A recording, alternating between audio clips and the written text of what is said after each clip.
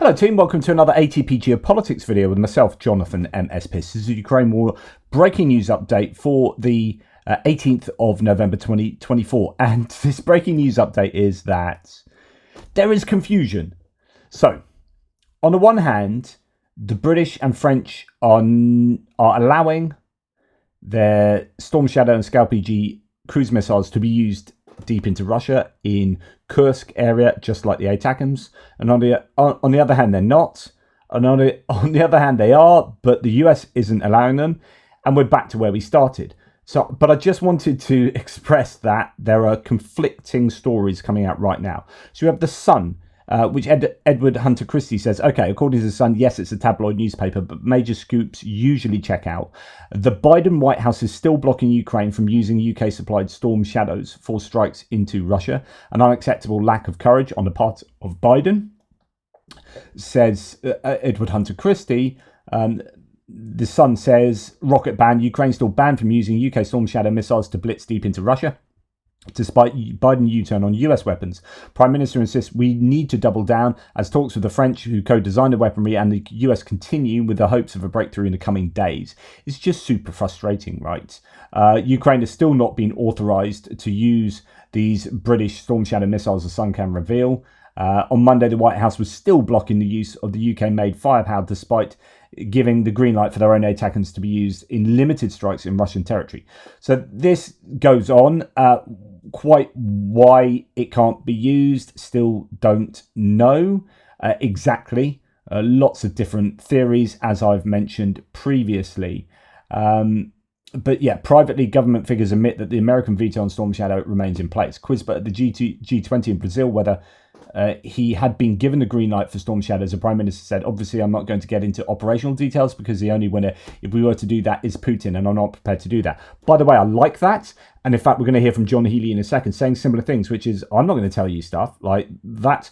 And although I, as someone reporting these events, like to have clarity on what's going on, I also, from a Ukrainian point of view, want strategic ambiguity. I want the Prime Minister of the UK, and indeed every other bleeding nation involved in supporting Ukraine, to say, I'm not telling you jack, mate. You'll find out if something gets used when it blows up in Russia or when it blows up in occupied territories of Ukraine. But for operational security reasons, I ain't going to tell you jack. Now, if more people did that, Russia would be kept guessing far more, and that would be to the advantage of the Ukrainians. However, there's too much transparency in what is going on the front lines and with regard to assistance and aid to Ukraine. I don't know whether these are leaks that are purposeful or not when you do hear about what's going on. I also wonder, because we've heard that every week there are going to be these big aid consignments going to Ukraine as a result of the $7.1 billion yet to be spent of the aid bill, the appropriations bill that went through Congress. I haven't heard what's going to Ukraine. I wonder whether the Americans are going to keep that a little bit quiet now. Say, oh, yeah, we're going to give everything every week for the next 2 months, and then you just don't hear about it. Or maybe we will. I don't know. Anyway, that's an aside. So then we hear that the Sun's saying, no, they're not allowed to be used. We hear from RBC Ukraine that UK and France have allowed Ukraine to use Storm Shadow and SCALP missiles on the territory of Russia, but only for attacks on the Kursk region. And this is, coming from a number of sources, but essentially from RBC Ukraine. So they say France and Britain greenlight Ukraine's use of Storm Shadow missiles against Russia, according to Le Figaro. So they're going to Le Figaro for their sources. France and Britain have allowed Ukraine to strike deep within Russian territory using their SCALP and Storm Shadow missiles. The decision was made following approval from the US, informs Le Figaro. Following the approval from US President Joe Biden's administration for long-range strikes on the Russian Federation, France and Britain have also authorized the use of their weapons by Ukraine. As a result, Ukrainian armed forces can now carry out strikes deep within Russian territory using not only ATACMS but also Storm Shadow and SCALP missiles. However, it's likely only in the Kursk region for the time being. And that's coming from Le Figaro. I don't know. So we have the Sun saying one thing and Le Figaro and thus RBC Ukraine saying the exact opposite. Now, UK Defence Secretary John Healey says he won't comment on Ukraine's use of the Anglo-Franco Storm Shadow missiles today, according to the BBC. No comment on Storm Shadow missiles. Quote, it risks operational security and the only person that benefits from public debate is President Putin.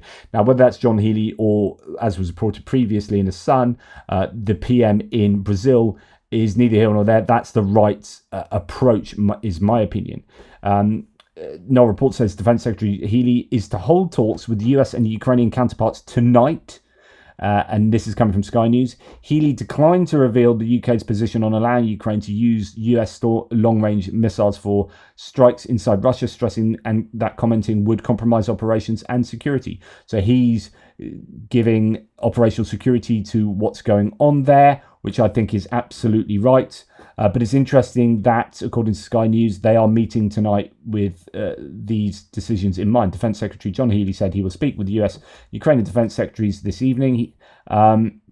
We must double down on the support for Ukraine, give Ukraine the support it needs and do so for as long as it takes, he added. At the G20 summit in Brazil, Sir Keir Starmer gave a similar answer when asked if he would permit Ukrainian use of the UK Storm Shadow missiles to hit Russia.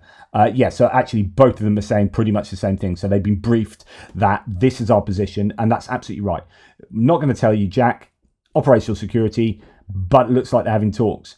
Now, on the other hand, Italy, who also use SCALP missiles, their Foreign Minister Antonio Tajani has reaffirmed Italy's position on arms supply to Ukraine. Now, remember, Italy's somewhat compromised with support for Ukraine because their coalition government, 2/3 of it support Russia, effectively. 1/3 of it, which is Giorgia Meloni's party, well, Giorgia Meloni herself, very much supports Ukraine. They are in a difficult position. Mario Draghi, who was previously in charge of Italy at the outbreak of the war, was very much in support of Ukraine. And then this I would say, far-right coalition, given the mix of that coalition, came into power, and one was expecting them to be anti-Ukraine just because that's the nature of Matteo Salvini and the La Liga, and then Forza Italy, the Silvio Berlusconi party. They were very friendly with Russia, but then Giorgia Meloni's been pretty decent on Ukraine, so it's been a bit of a, oh, good, nice. However, their foreign minister is reiterating this position that, quote, our position on the use of weapons by Ukraine does not change. They can only be used inside Ukrainian territory, the minister said in Brussels. So loads of mixed messages going on. Okay, the Italians won't allow theirs to be used. Okay, whatever. French and British seem to be up for it, and it's all about the US allowing them to do so. We've got the Sun saying no, they can't. And we've got RBC and Le Figaro saying yes, they can. And then we've got news that John Healey is meeting with counterparts to discuss this, and we'll see. Sorry that is a breaking news that is somewhat conflicting, but that is the nature of the beast here. It seems likely to me that they will be allowed to be used, even if they haven't already. Then the writing hopefully is on the wall. This is not the time to be weak and to capitulate to these false red lines that the Russians have put down. Well, actually, the Russians haven't actually put the red lines down. We've put the red lines down on behalf of Russia for ourselves. It's like this completely ridiculous situation. But anyway, and then the Russians take up those red lines as if they set them down and say, oh, that's escalatory, even though we were the ones that laid them. Anyway, enough of that. You get the idea. Thank you very much for listening. Let me know what you think's going on. If you find something out that happens subsequently, put it in the comments. They might well find their way to my brain and into one of these videos. Take care. Speak soon.